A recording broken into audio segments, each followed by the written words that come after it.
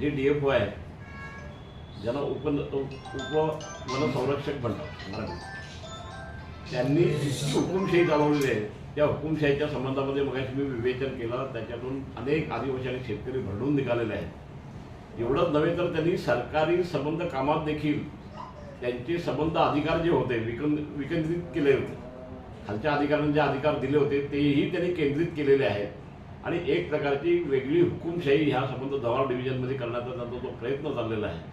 बरं, स्वतः स्वच्छ असते तो गोष्ट अलग आहे, त्याचे अनेक व्यवहार आहेत ते संशयास्पद आहे.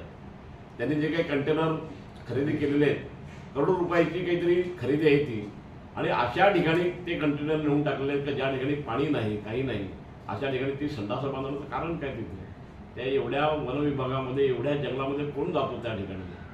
आणि असं अनावश्यक काम त्यांचं चाललेलं आहे, हुकुमशाही पद्धतीने चाललेलं आहे, भ्रष्ट कारभार आहे. आणि त्याचाच एक परिणाम असा झालेला आहे की जनतेमध्ये प्रचंड संताप आणि शेतकऱ्यांची कोंडी झाल्यामुळं शेतकऱ्यांचा उद्रेक हा कुठल्याही क्षणी बाहेर येणार. नमस्कार, पालघर न्यूज नेटवर्कमध्ये आपलं स्वागत आहे. वन विभागाच्या कारभाराविरोधात कुणबी सेना चांगलीच आक्रमक झालेली पाहायला मिळते. पत्रकार परिषदेत त्यांनी आंदोलनाचा इशारा देखील दिला आहे. जव्हार वन विभागातील उपवन संरक्षक सैफुल शेख यांच्या कथित मनमानी व भ्रष्ट कारभारामुळे आदिवासी व शेतकरी अडचणीत सापडल्याचा आरोप करत कुणबी सेनेने आंदोलनाचा इशारा दिला आहे. 15 जानेवारी 2026 रोजी वाडा रेस्ट हाऊस येथे झालेल्या पत्रकार परिषदेत कुणबी सेना प्रमुख विश्वनाथ पाटील यांनी वन खात्यावर गंभीर आरोप केले आहेत. गेल्या 6 ते 7 महिन्यांपासून शेतकऱ्यांना त्याच्या मालकीच्या जमिनीत झाडेतोडीची परवानगी मिळत नसल्याने मोठी आर्थिक कोंडी निर्माण झाली आहे. परवानगी मागण्यासाठी गेलेल्या शेतकऱ्यांना अपमानास्पद वागणूक दिली जात असल्याचा आरोपही करण्यात आला आहे. दुसरीकडे खावडा, रिलायन्स, अदानीसारख्या मोठ्या कंपन्यांकडून जव्हार, वाडा व मोखाडा तालुक्यात मोठ्या प्रमाणावर वृक्षतोड व उत्खनन सुरू असून स्थानिक आदिवासींच्या जमिनींवर कोणतीही पूर्वसूचना न देता काम केले जात असल्याचे पाटील यांनी सांगितले.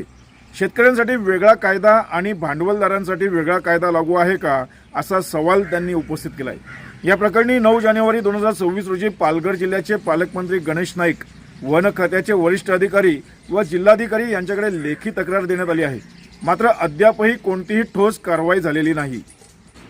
जर लवकरात लवकर चौकशी करून संबंधित अधिकाऱ्यांची बदली करण्यात आली नाही व शेतकऱ्यांना तात्काळ परवानग्या देण्यात आल्या नाही तर जव्हार उपवन संरक्षक कार्यालयावर बेमुदत घेराव घालण्यात येईल, असा इशारा कुणबी सेनेने दिला आहे.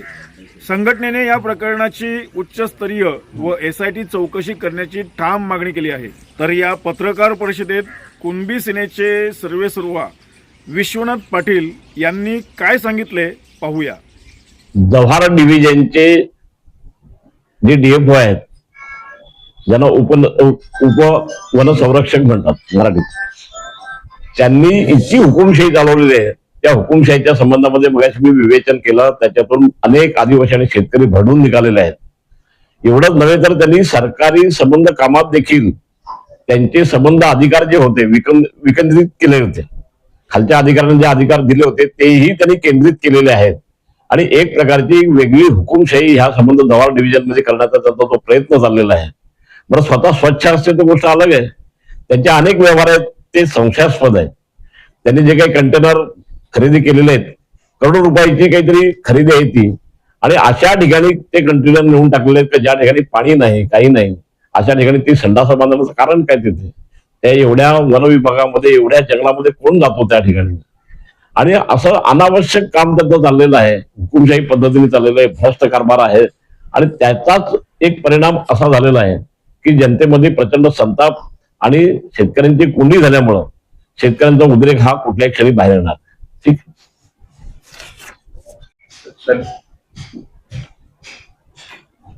आज ही पत्रकार परिषद प्रामुख्याने वन खात्याच्या विरोधामध्ये आम्ही ठेवलेली आहे. गेल्या 6-7 महिन्यापासून जव्हार वनवृत्त जे आहे तिथे सैफुल शेख नावाचे एक अधिकारी DFO आहेत.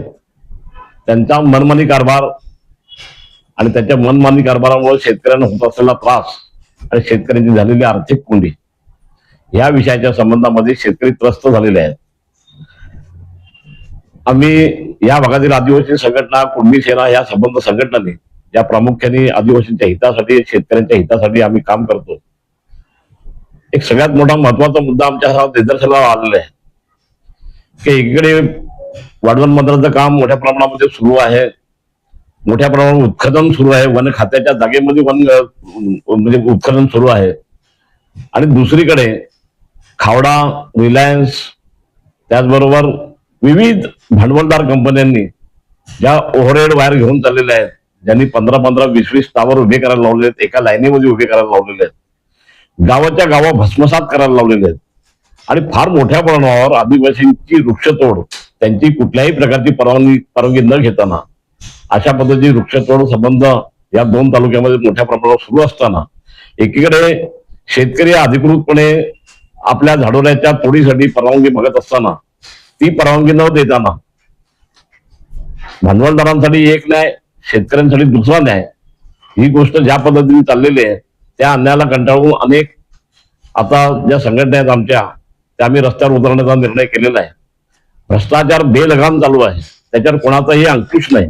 या संबंध विषयामध्ये ह्या विभागाचे जे CCF आहेत, जे वनसंरक्षक मराठीतून त्याला आपण म्हणतो, 5 जिल्ह्याचे ते प्रमुख आहेत, ठाण्यामध्ये बसतात, त्यांची आम्ही एक शेतकऱ्यांचा शिष्टमंडळ घेऊन आम्ही 9 तारखेला भेट घेतली, आणि 9 तारखेला भेटल्यानंतर ह्या गंभीर तक्राराबाबत आम्ही एक लेखी तक्रार त्यांच्याकडे दिलेली आहे. या तक्रारीत भ्रष्टाचार संबंधामध्ये लक्ष वेधलेलं आहे. त्यांच्या संबंध क्षेत्रामध्ये जी गावं जी म्हणजे साधारणपणे जे डिव्हिजन येतात तिथे एक कायदा आणि जव्हार डिव्हिजनला दुसरा कायदा असा असू शकत नाही, आणि अशा पद्धतीने जी मनमानी चाललेली आहे त्या मनमानीच्या संबंधामध्ये आम्ही त्यांचं लक्ष वेधलेलं आहे. त्याने हा विषय येत्या 5-6 दिवसामध्ये जर गांभीर्याने घेतला नाही तर नाईलाजाने आम्हाला आंदोलनासाठी उतरावं लागणार आहे. या विषयाच्या संबंधातली प्रेस नोट मी आपल्याला लेखी स्वरूपामध्ये आता दिलेली आहे. आणि खावडा कंपनी जी वीज कंपनी आहे ती एकच कंपनीने त्याच्या सलग अनेक कंपन्या अदानीच्या आहेत, त्याच्यानंतर रिलायन्सच्या कंपन्या आहेत. या संबंध कंपन्यांनी जो हैदोस घातलेला आहे त्याच्यामध्ये मोठ्या प्रमाणामध्ये जमिनीचं उत्खनन आणि वृक्षांची तोड ज्या पद्धतीने चालली त्याची बलिष्ठ पद्धतीने जर दखल घेतली गेली नाही तर ह्या विषयाच्या संबंधामध्ये गणेश नाईक साहेबांना देखील मी निवडणुकीचं काम सुरू असताना देखील त्या पिरियडमध्ये मी त्यांना 9 तारखेलाच भेटलो, त्यांनाही लेखी स्वरूपात मी तक्रार दिलेली आहे. या विषयाच्या संबंधामध्ये आम्ही जिल्हा अधिकारी जे आहेत त्यांचंही लक्ष वेधलेलं आहे, आणि एवढा गंभीर प्रकार सुरू असताना ह्या DF1च्या बाबतीमध्ये कुठल्याही प्रकारचं पाऊल उचललं जात नाही, आणि मनमानी जी काय चाललेली आहे, सगळे घरचं काम करतात अशा पद्धतीने जे काम चाललेलं आहे याला कुणाचा तरी अंकुश असला पाहिजे. आणि तो अंकुश लावण्याच्या संबंधामध्ये सरकार जर कुठेतरी पावलं उचलणार नसेल, मला ह्या विषयामध्ये लोकप्रतिनिधी देखील जाहीरपणानं काही गोष्टी सांगायच्या आहेत की शेतकऱ्यांवर अशा पद्धतीचा अनान्वित अत्याचार सुरू असताना आपण केवळ निवडणुकांमध्ये मशगूल राहतो. एक आपली काहीतरी कर्तव्याची भावना आहे की नाही ह्या संबंध विषयामध्ये, की प्रत्येक वेळेला लोकांनी रस्त्यामध्ये उतरायचं, हे काय चाललेलं आहे संबंध. आणि त्याच्यामुळे प्रशासनावर जर अंकुश ठेवायला जर लोकप्रतिनिधी अपुरे पडत असतील, राजकीय पक्ष अपुरे पडत असतील, सत्ताधारी जर अपुरे पडत असतील तर जनतेला रस्त्यावर उतरण्याच्या खेरीत दुसरा कुठलाही उपाय राहणार नाही. अनेक शेतकऱ्यांच्या माझ्याकडे तक्रारी आलेल्या आहेत, आणि ह्या तक्रारी आल्यानंतर त्याची गंभीर दखल एक शेतकऱ्यांसाठी काम करणारी आमची संघटना जी आहे कुणबी सेना, आणि आमच्याबरोबर असलेल्या संलग्न दुसऱ्या संघटना आहेत आदिवासींमध्ये काम करतात, आम्ही सगळ्यांनी एक होऊन ह्या संबंध विषयाचा मुकाबला करण्याचा निर्णय घेतलेला आहे. म्हणजे ज्या पद्धतीचं उत्खनन चाललेलं आहे विविध प्रकल्पांसाठी, त्याच्यामध्ये मुंबईचं चौथं निर्माण, रेल्वे मार्गाची आखणी, त्याचबरोबर बडोदा मार्गाची आखणी आणि समृद्धी मार्गाची आखणी, समृद्धी मार्गाला जोडणारे जे संबंध रस्ते आहेत त्या संबंधातलं जे काम चाललेलं आहे याच्यावर कुठल्याही प्रकारचा पारावार राहिलेला आहे. दुसरीकडे समुद्र बुडवायला लावलेला आहे, आणि त्या समुद्र बुडवण्यासाठी जे उत्खनन चालू आहे ते बेलगाम उत्खनन चालू आहे. या भागामध्ये डोंगरदऱ्या राहतील का नाही अशी मला शंका वाटायला लागलेली आहे. त्यामुळे प्रचंड प्रमाणात शेतकऱ्यांमध्ये एक प्रकारची दहशत निर्माण झालेली आहे. या दहशतीच्या संबंधामध्ये तातडीने जिल्हाधिकाऱ्यांनी याच्यामध्ये विश्वासात घेतलं पाहिजे. अनेक वेळेला आम्ही सांगितलं की आम्हाला मॅप द्या, कुठल्या पद्धतीचा ह्या ओव्हरहेड वायरमॅनकडून कुठल्या पद्धतीचा मॅप दिला जात नाही, शेतकऱ्याला विश्वासात घेतलं नाही. वेगवेगळ्या पद्धतीच्या गावांमध्ये कुठून लाईन चालले ही समजा गोष्ट मार्ग नाही, आणि किमान अशा 10-15 ज्या लाईन आहेत ह्या एका ओळीने चाललेल्या आहेत, आणि किती गावा याच्यामध्ये बाधित होणार आहेत हे आता मी आकडेपर्यंत सांगू शकणार नाही, कारण गेल्या 2 महिने आम्ही प्रयत्न केले, परंतु 2 महिन्यामध्ये आम्हाला कुठल्याही पद्धतीचा ह्या कंपन्यांनी लिखित स्वरूपामध्ये मॅप दिलेला नाही. त्याचबरोबर वन खात्याकडून त्यांना पायघड्या का अंथरल्या जातात याचा अर्थ मला अजून समजलेला आहे. आणि ह्या संबंध विषयामधून ह्या भागातला शेतकरी, ह्या भागातला आदिवासी मोठ्या प्रमाणावर बाधित झालेला आहे, बाधित होणार आहे. आणि ज्या पद्धतीने आता ही जी वृक्षतोड बंद केलेली आहे लोकांची, त्यात उपजीविकेचा प्रश्न निर्माण झालेला आहे. एक तर ह्या भागातली शेती परवडत नाही. शेती परवडत नसल्यामुळे शेतकरी भयंकर हताश अवस्थेमध्ये गेल्या 20-25 वर्षापासून आहेत. एकीकडे स्वतःच्या मालकीचा झाडोला तोडून मुलींची लग्न करणं किंवा मुलांना शिक्षणाला पाठवणं हे ह्या भागातल्या शेतकऱ्याचा सिलसिला आहे पूर्वीपासूनचा, त्याला बाधा आणली जात आहे.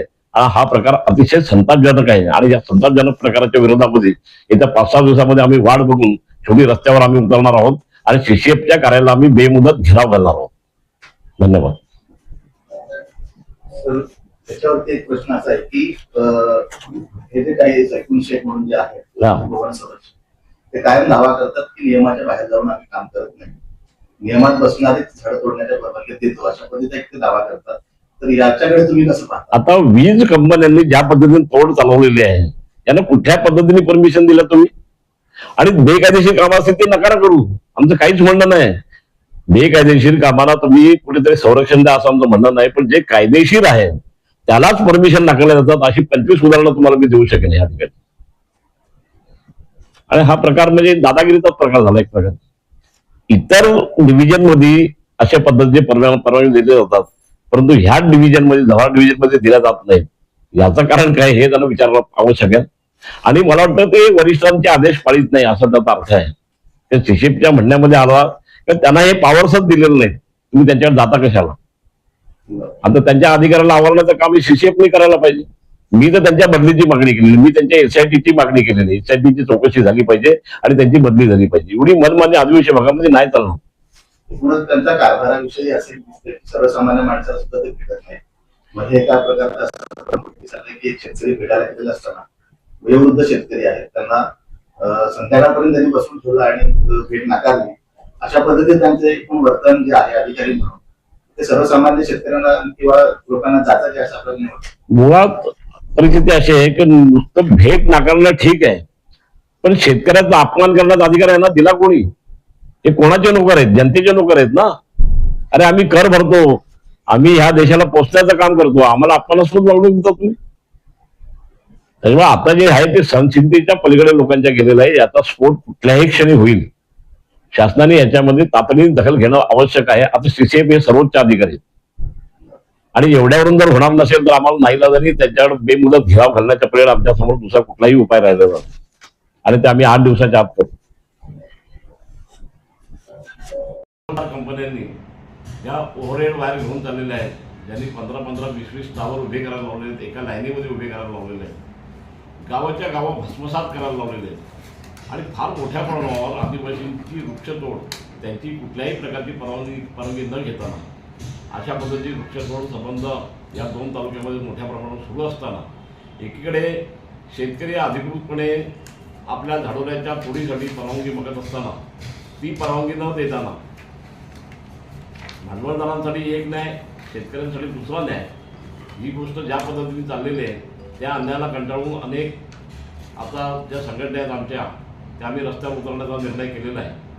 भ्रष्टाचार बेलगाम चालू आहे, त्याच्यावर कोणाचाही अंकुश नाही. या संबंध विषयामध्ये ह्या विभागाचे जे सीसीएफ आहेत, जे वनसंरक्षक मराठीतून त्याला आपण म्हणतो, 5 जिल्ह्याचे ते प्रमुख आहेत, ठाण्यामध्ये बसतात. त्यांची आम्ही एक शेतकऱ्याचा शिष्टमंडळ घेऊन आम्ही 9 तारखेला भेट घेतली आणि 9 तारखेला भेटल्यानंतर ह्या गंभीर प्रकाराबाबत आम्ही एक लेखी तक्रार त्यांच्याकडे दिलेली आहे. या तक्रारीत प्रामुख्याने जो काही भ्रष्टाचार झालेला आहे वन खात्यामध्ये, त्या वन खात्याच्या भ्रष्टाचाराच्या संबंधामध्ये त्यांचं लक्ष वेधलेलं आहे. त्यांच्या संबंध क्षेत्रामध्ये जी गावं जी म्हणजे साधारणपणे जे डिव्हिजन येतात तिथे एक कायदा आणि जव्हार डिव्हिजनला दुसरा कायदा असं असू शकत नाही. आणि अशा पद्धतीने जी मनमानी चाललेली आहे त्या मनमानीच्या संबंधामध्ये आम्ही त्यांचं लक्ष वेधलेलं आहे. त्यांनी हा विषय येत्या 5-6 दिवसामध्ये जर गांभीर्याने घेतला नाही तर नाईलाजाने आम्हाला आंदोलनासाठी उतरावं लागणार आहे. या विषयाच्या संबंधातली प्रेस नोट मी आपल्याला लेखी स्वरूपामध्ये आता दिलेली आहे. आणि खवडा कंपनी जी वीज कंपनी आहे ती एकच कंपनीने त्याच्या सलग अनेक कंपन्या अदानीच्या आहेत, त्याच्यानंतर रिलायन्सच्या कंपन्या आहेत. या संबंध कंपन्यांनी जो हैदोस घातलेला आहे त्याच्यामध्ये मोठ्या प्रमाणामध्ये जमिनीचं उत्खनन आणि वृक्षांची तोड ज्या पद्धतीने चालली त्याची बलिष्ठ पद्धतीने जर दखल घेतली गेली नाही तर ह्या विषयाच्या संबंधामध्ये गणेश नाईक साहेबांना देखील मी निवडणुकीचं काम सुरू असताना देखील त्या पिरियडमध्ये मी त्यांना 9 तारखेला भेटलो. त्यांनाही लिखित स्वरूपात मी तक्रार दिलेली आहे. या विषयाच्या संबंधामध्ये आम्ही जिल्हा अधिकारी जे आहेत त्यांचंही लक्ष वेधलेलं आहे आणि एवढा गंभीर प्रकार सुरू असताना ह्या DF1च्या बाबतीमध्ये कुठल्याही प्रकारचं पाऊल उचललं जात नाही आणि मनमानी जे काही चाललेले आहे जसं काही घरचं काम करतात अशा पद्धतीने जे काम चाललेलं आहे याला कुणाला तरी अंकुश असला पाहिजे आणि तो अंकुश लावण्याच्या संबंधामध्ये सरकार जर कुठेतरी पावलं उचलणार नसेल. मला ह्या विषयामध्ये लोकप्रतिनिधी देखील जाहीरपणानं काही गोष्टी सांगायच्या आहेत की शेतकऱ्यांवर अशा पद्धतीचा अनन्वित अत्याचार सुरू असताना आपण केवळ निवडणुकांमध्ये मशगूल राहतो.